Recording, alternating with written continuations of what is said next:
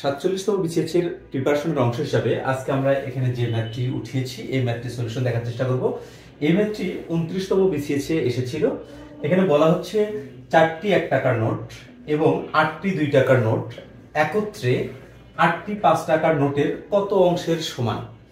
দেখুন এই ম্যাথটি কিন্তু মুখে মুখে আসলে করা যায়, তারপর আমি এখানে জাস্ট ক্যালকুলেশনগুলো লেখার চেষ্টা করতেছি।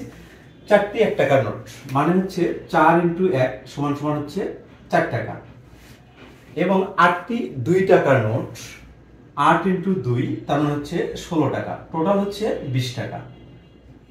এবারে বলা হচ্ছে একত্রে থাকার কারণে আমরা এখানে যোগ করেছি 8টি 5 টাকার নোটের কত অংশের সমান। এই যে 20 টাকাটা আসলো এইটা 8টি 5 টাকার নোটের কত অংশের সমান। 8টি 5 টাকার নোট কত হয় আমাদের? 8টি 5 টাকার নোট মানে হচ্ছে আমাদের 8 × 5 সমান 40 টাকা।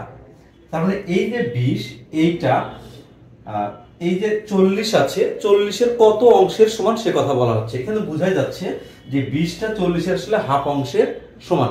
তো আমরা এটা যদি নরমাল ক্যালকুলেশন করতে চাই তাহলে আমরা এখানে লিখব এই 20 এটা হবে 40-এর কি x অংশের সমান। ধরে নিচ্ছি 40-এর x অংশের সমান,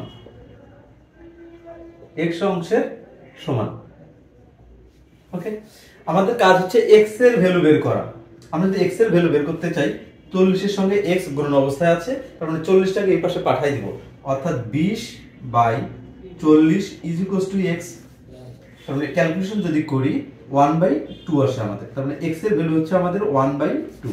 তার মানে আমরা এখানে স্পষ্ট বুঝতে পারতেছি যে 8টি 5 টাকার নোটের কত অংশের সমান, মানে হাফ অংশের সমান। তার মানে এখানে অপশন আমাদের হবে এই যে মিস্টার গ, হাফ অংশ।